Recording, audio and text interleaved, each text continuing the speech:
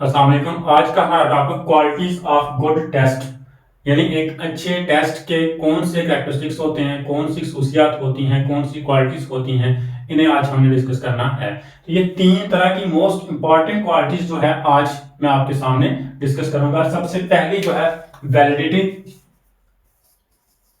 यानी validity. Validity से क्या मुराद है, वैलिड होना से क्या मुराद है, टेस्ट की ये वो खासियत है, अगर टेस्ट दिए गए सिलेबस में से हो, बच्चों को जो सिलेबस असाइन किया हुआ है उसके अंदर से टेस्ट बना हो, तो इसको हम कहते हैं कि ये एक वैलिड टेस्ट है। सेकंड वन, एक चीज होगी सिलेबस, नेक्स्ट पैटर्न। सिलेबस जिसमें से टेस्ट बच्चों से लेना है, उसी सिलेबस में से टेस्ट कंडक्ट करना है, इसको हम कहते हैं वैलिड टेस्ट होना। Next one pattern. पैटर्न से क्या मुराद है कि जो पैटर्न आपने बच्चों को बताया हुआ है कि इस पैटर्न के मुताबिक बच्चों आपसे टेस्ट लिया जाएगा। मिसाल के तौर पर 5 शॉर्ट क्वेश्चन होंगे, 5 एमसीक्यूज होंगे, 1 लॉन्ग क्वेश्चन होगा। तो ये पैटर्न जो आप लोगों ने पहले असाइन कर दिया है, उसी पैटर्न के मुताबिक ही आपने बच्चों से टेस्ट लेना है, उसी पैटर्न के मुताबिक ही बच्चों का टेस्ट कंडक्ट करना है। तो इसको हम कहेंगे कि ये क्या है, एक वैलिड टेस्ट है। इसके अलावा एक और चीज, मार्क्स।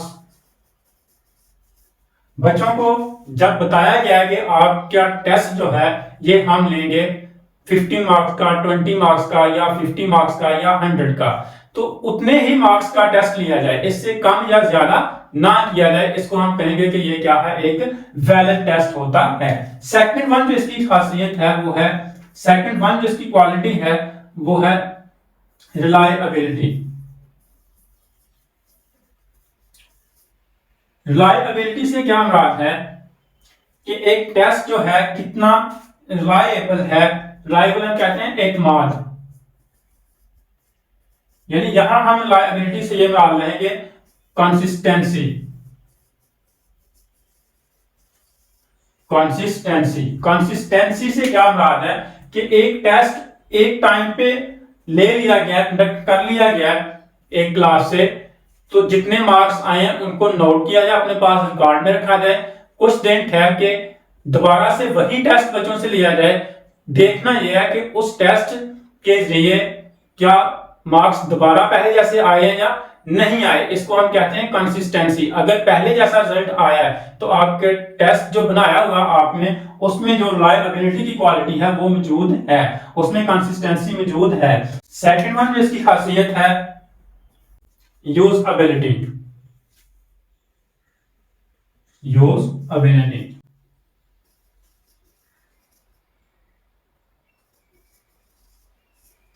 यूजएबिलिटी से क्या, ये एक ऐसा मेथड होता है जिसके जरिए हम ये मेजर करते हैं कि जो टेस्ट हमने कंडक्ट किया है वो कितना इजी है, उसमें बच्चों ने कितना सीखा, बच्चों ने कितना परफॉर्म किया। और यूजएबिलिटी के जो मकासद होते हैं वो कौन से हैं, लर्नएबिलिटी। लर्नएबिलिटी से क्या मुराद है कि बच्चों की लेसन को लर्न करने की जो सलाहियत है उसको टेस्ट फाइंड आउट करने के काबिल हो, इसको हम कहते हैं यूजएबिलिटी। सेकंड वन कहते हैं एफिशिएंसी। एफिशिएंसी से क्या मुराद है कि स्टूडेंट्स ने कितनी जल्दी परफॉर्म किया, कितनी जल्दी टेस्ट को कर लिया, इसको हम कहेंगे एफिशिएंसी। नेक्स्ट वन क्या है, एरर। यानी टेस्ट जो है इसके जरिए स्टूडेंट्स की जो मिस्टेक्स होती हैं, जो एरर्स होते हैं, उनको कितनी आसानी से खत्म किया जा सकता है, इसको हम कहते हैं। ये भी कौन सी खासियत है, किसमें शामिल होती है, यूजएबिलिटी में शामिल होती है कि एरर को कितनी आसानी से टेस्ट फाइंड आउट करने के काबिल है। स्टूडेंट्स की मिस्टेक, स्टूडेंट्स के एरर कितनी आसानी से देखे जा सकते हैं। नेक्स्ट वन इसके कैरेक्टरिस्टिक है सेटिस्फैक्शन। यूजएबिलिटी का लास्ट जो कैरेक्टरिस्टिक है वो है सेटिस्फैक्शन।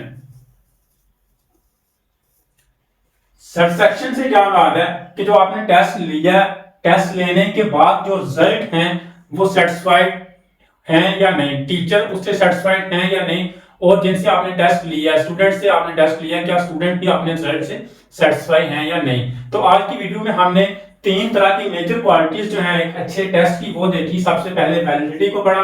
वैलिडिटी से क्या मुराद है कि जो टेस्ट आपने बच्चों को असाइन किया हुआ है, सिलेबस जो असाइन किया हुआ है, जो पैटर्न बताया हुआ है, जितने मार्क्स का टेस्ट बताया हुआ है, उसी तरह से ही उसी सिलेबस में टेस्ट लेना, इसको हम कहते हैं वैलिड टेस्ट होना।